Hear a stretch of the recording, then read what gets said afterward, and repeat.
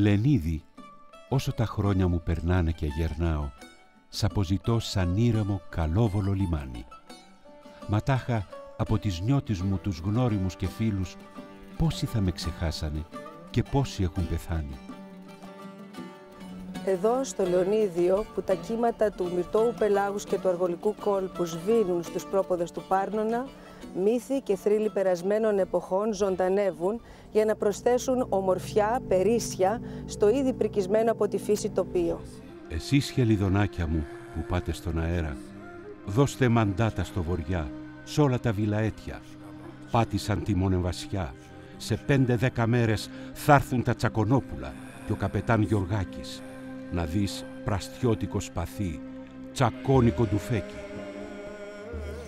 Γιαγνάντε βέτη η μωρέ τη τσακονιά και του μωρέ και του πραστού το ρέμα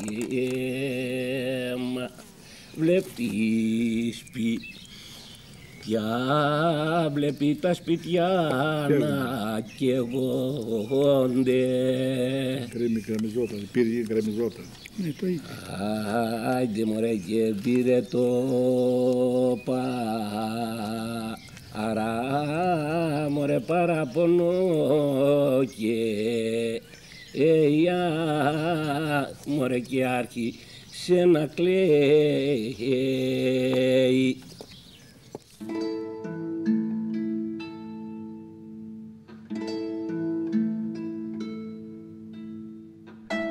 Η καταστροφική πορεία του Ιμπραήμ δεν προσπέρασε ούτε το μοναστήρι του ταξιάρχη Μιχαήλ, χτισμένο σε μικρή κοιλάδα στα βόρεια του Παλαιοχωρίου. Οι ντόπιοι διηγούνται τη λαιλασία του από τους αλόθρησκους. Ο Ιμπραήμ και η στρατιά του, αφού λαιλάτισαν τους θησαυρούς του και σκότωσαν τους μοναχούς, έσπασαν την Αγία Τράπεζα και βεβήλωσαν τα Ευαγγέλια, ενώ ολοκλήρωσαν την ιεροσυλία τους καίγοντας τη Μονή. Μόνο από θαύμα παρέμεινε όρθια η εκκλησία του ταξιάρχη και σήμερα, μετά από εργασίες αναστήλωσης, θυμίζει τις παλιές ένδοξες της εποχές.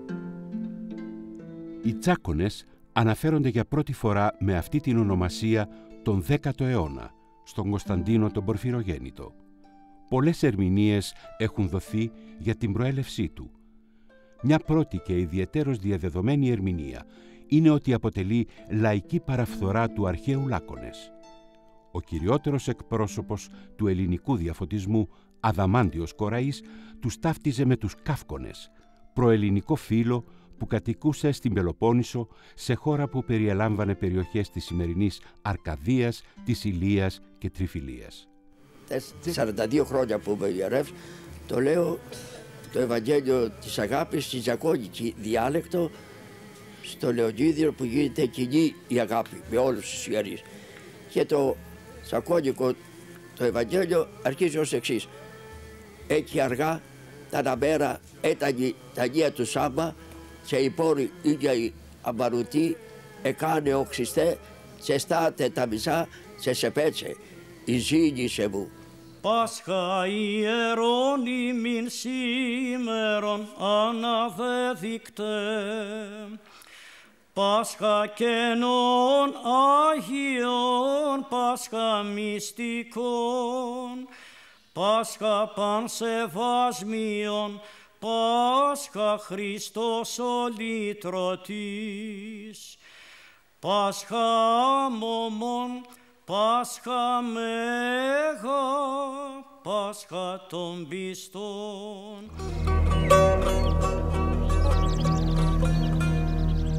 Βράχος πάνω σε βράχο και λόφος πάνω σε λόφο σχηματίζουν παντού βουνά πελώρια. Ο δρόμος μοιάζει να ανεβαίνει τα βουνά σαν φίδι, με απανωτές στροφές που με κόπο οδηγούν στην κορυφή, όπου η άγρια βλάστηση δηλώνει ότι ο τόπος δεν έχει εξημερωθεί από ανθρώπινο χέρι, αλλά ακολουθεί τους δικούς του κανόνες. Η Παναγία πήρε το όνομά της από την Ελώνη, σπηλιά στα βόρεια της κοιλάδας του Λεωνιδίου, όπου η παράδοση θέλει αρχικά να βρισκόταν η εικόνα, προτού χαθεί μυστηριωδώς για να αποφύγει την αρπαγή από τους πειρατές.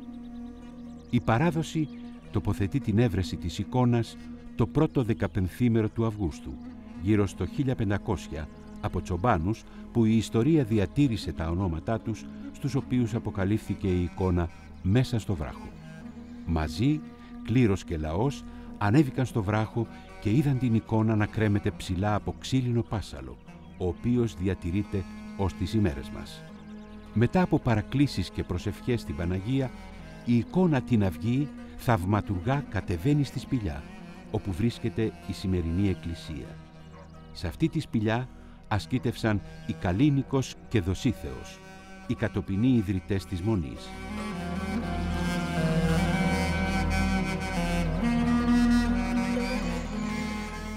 Έτσι, σε τοπίο γνώριμο στους ντόπιους ορεσίβιους τσάκονες, σε βράχο γυμνό και απότομο, λες και έχει κοπεί με μαχαίρι, ακριβώς για να χτιστεί στα μισά του ύψους του, σε υψόμετρο 650 μέτρων, βρίσκεται η Μονή Έλωνας. Πρώτα αφιερωμένη στη ζωοδόχο πηγή, ενώ από το 1797 έως σήμερα αναγράφεται αφιερωμένη στην γύμνηση της Θεοτόκου με γιορτή στις 15 και 23 Αυγούστου. Υπέστη δύο μεγάλες καταστροφές, το 1755 από Τούρκους ληστές και το 1769 ως 1770, όταν η τουρκική κυβέρνηση, για να καταπνίξει την πρώτη επανάσταση, έστειλε χιλιάδες Αρβανίτες στην Πελοπόννησο. Το σήμα κατά τεθέν του Λεωνιδίου τιμάται με τη γιορτή της Μελιτζάνας, που γίνεται την τελευταία Κυριακή του Αυγούστου, με πολυάριθμες συμμετοχές ντόπιων αλλά και σεφ διεθνούς αναγνώρισης από την υπόλοιπη Ελλάδα και το εξωτερικό. Φτιάχνονται τουλάχιστον 40 διαφορετικά εδέσματα, συμπεριλαμβανομένων παραδοσιακών αλλά και πιο μοντέρνων συνταγών. Οι εκδηλώσεις περιλαμβάνουν χορούς από τοπικά χορευτικά συγκροτήματα, καθώς και τον διαγωνισμό της Μελιτζάνας, με την βράβευση του καλύτερου πιάτου από ειδικούς γαστρονόμους.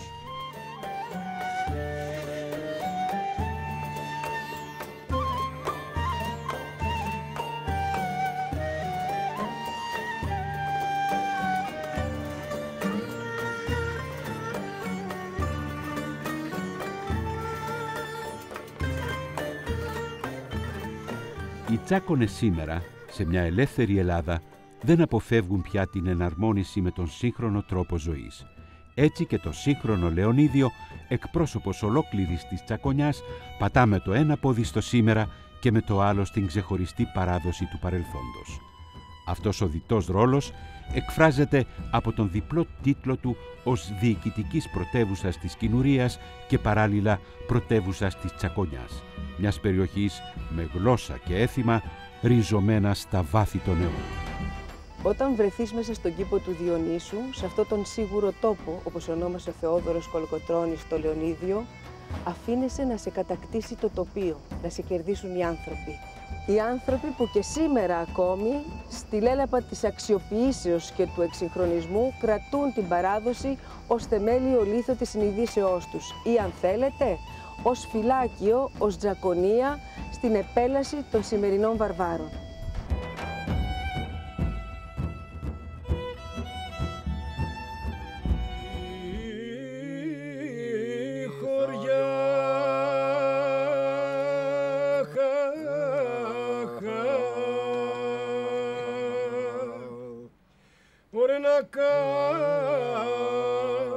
Κατοικούνε σκλάβοι